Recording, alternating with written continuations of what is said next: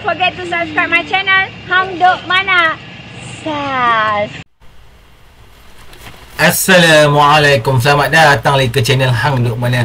Mari kita dengar respon Datuk Kawameter tentang isu lahir ingatkan wakil rakyat BN jangan buat onang gugat kerajaan. Saya baca sikit. Pengurusi BN Ahmad Zahid Hamidi mengulangi peringatan kepada ahli parlimen serta ada parti itu supaya tidak membuat onang yang boleh menggugat kerajaan perpaduan. Maklum Ketua Pembangkang Dun Kelantan Muhammad Syahbudin Hashim. Okey tuan, mari kita dengar respon itu Datuk Kamal Media akan nanti kita komen macam biasa. Kerana kemarin saya Datuk Zahid mengingatkan pimpinan UMNO supaya tidak menimbulkan sebarang masalah terhadap parti komponen kerajaan perpaduan. Jadi hubungan dan situasi semasa dalam kerajaan harus dikekalkan dengan sikap hormat menghormati. Jadi janganlah kita usik rakan-rakan dalam parti kerajaan perpaduan. Nak belasah pembangkang. Itulah saya. Saya, selain daripada kenyataan daripada veteran UMNO, saya tertarik hati dengan kenyataan ataupun tulisan sahabat saya, saudara Datuk Ghulam Muzaffar, selaku Ketua Penerangan UMNO Belah Persekutuan dan juga Ketua Bahagian Batu. Agak menarik tulisannya saya. Ini berhubung tentang podcast ataupun perbincangan antara timbalan, belum timbalan Susah Agung sampai sekarang ni, bakal timbalan Presiden Parti Bersatu Datuk Seri Hamzah Zainuddin dalam wawancaranya dengan dengan Shazana saya.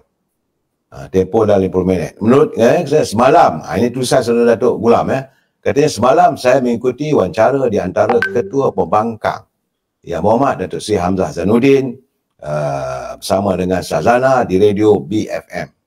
Banyak soalan dan topik yang kesemuanya beraliran politik dilontarkan selama hampir 50 minit. Shazana melontarkan soalan kepada Hamzah.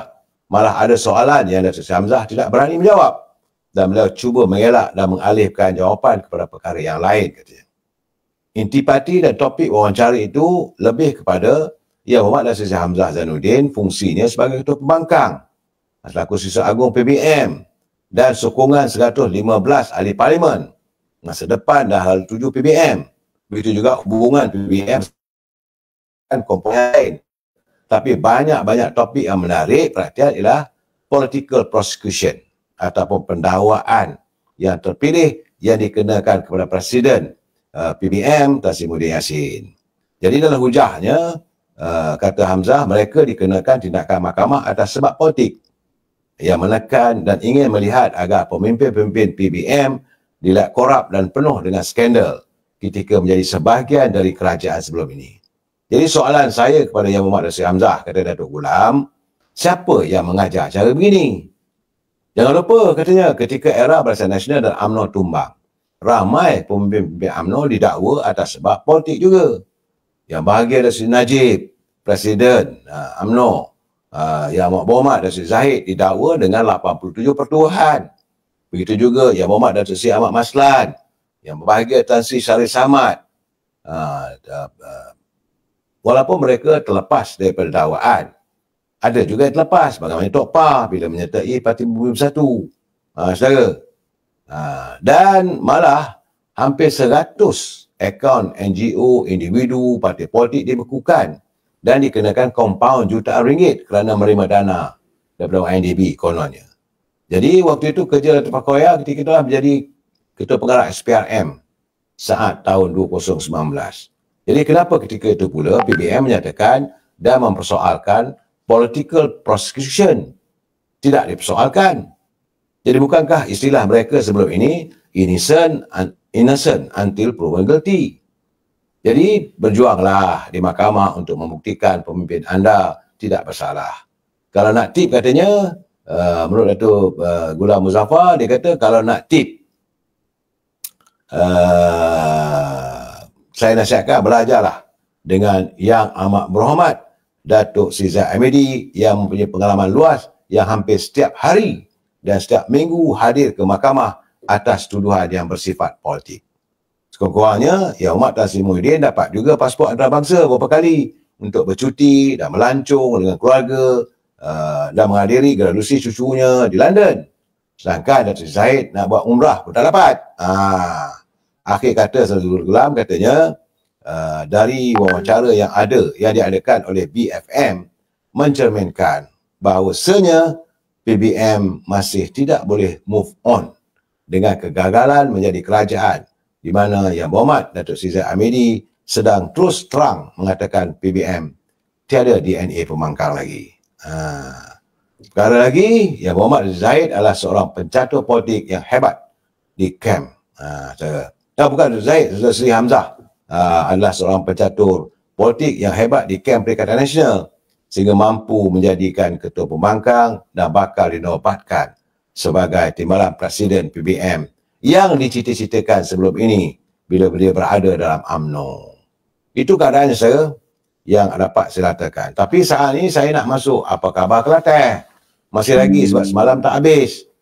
Semalam saya menyatakan secara ini yang saya sifatkan bagaimana permata yang kita sangkakan Intan Permata rupa-rupanya kaca kepimpinan di Kelantan saya. Kerana kalau macam mana saya kata semalam, pada tahun 2018, tanggal 28 Mei, media berita Dewan Ulama PAS Pusat menyatakan bahawa sebuah hospital wanita dan kanak-kanak berkonsepkan patuh syariah nilainya 100 juta ringgit yang merupakan hospital pertama akan dibina di Kelantan. Persoalannya di mana weh? Kenapa sanggup menipu? Kenapa masih lagi berdalih-dalih? Sebab tempohnya daripada 2018, setahun ini 2024, dah 6 tahun. Takkan tak ada satu bangunan pun, tak ada satu tiang pun yang terpacak. Sebab itu malahan saya adun kalas dari Muhammad Syabuddin Hashim. Beliau juga mempersoalkan kelewatan pembinaan bandar perabot di Gumusang. Kononnya bandar perabot Gumusang ini nilai pembangunannya adalah 1 bilion ringgit.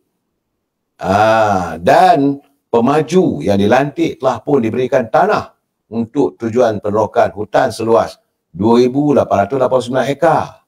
Jadi katanya syarikat pemaju juga turut diberikan tanah seluas 350 ekar bagi tujuan pembinaan kilang. Itu di bandar perabot sebut.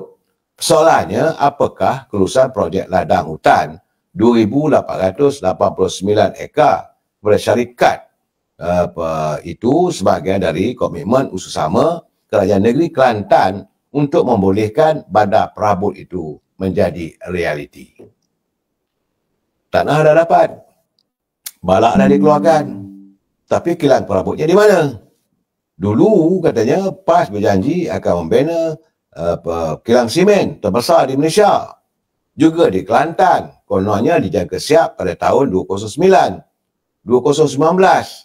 Jadi saudara Muhammad Syabuddin bertanya lagi, dah siap ke? Mana kilangnya?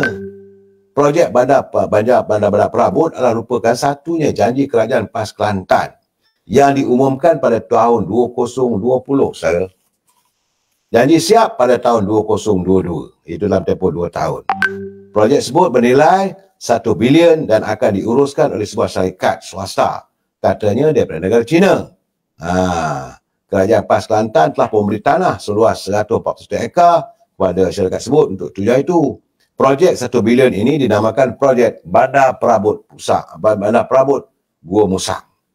Tahun 2022, adun galas, iaitu saudara Syabuddin Hashim telah pun bertanya dalam Dewan Undangan Negeri Kelantan, kenapa projek bandar perabot masih tidak nampak?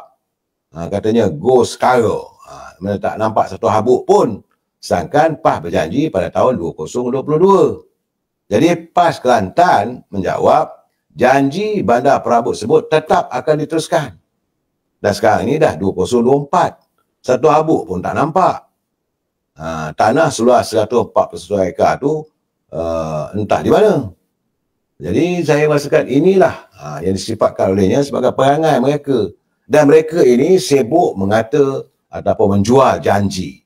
Kononnya orang lain tak menepati janji. Sedangkan apa yang dilakukan oleh pimpinan sekarang ni, pimpinan pusat di bawah pentadbiran Datuk Seri Anwar Ibrahim, beliau melaksanakan apa yang dijanjikan.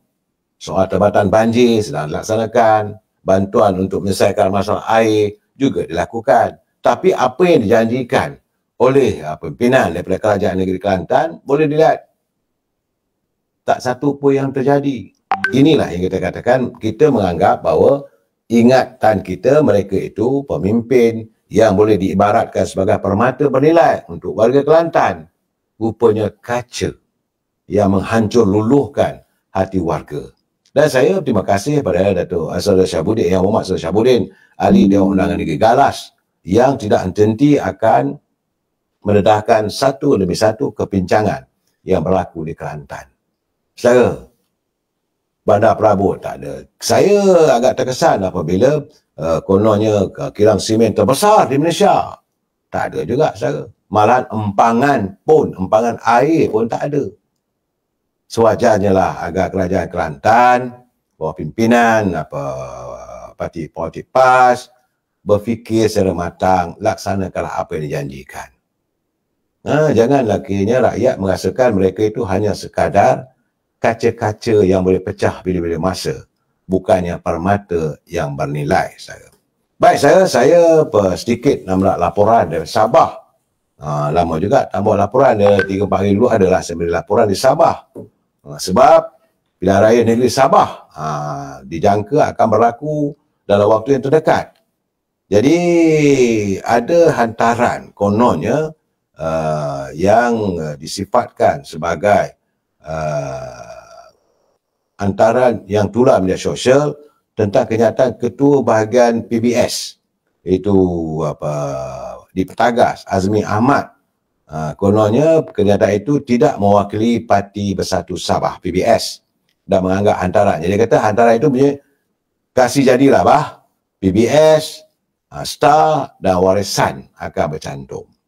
Dalam hantaran dalam media sosial itu pada 22 September lalu, ia memaparkan ungkapan ringkas yang menggambarkan harapan Azmi Ahmad supaya PBS, Parti Solidariti Tanah Air, Star dan Parti Warisan membentuk satu kerjasama politik. Jadi Timbalan Ketua Bahagian PBS Petagas, Eng Zisai, menjelaskan bahawa antara itu adalah pandangan peribadi Azmi dan tidak mewakili pendirian PBS.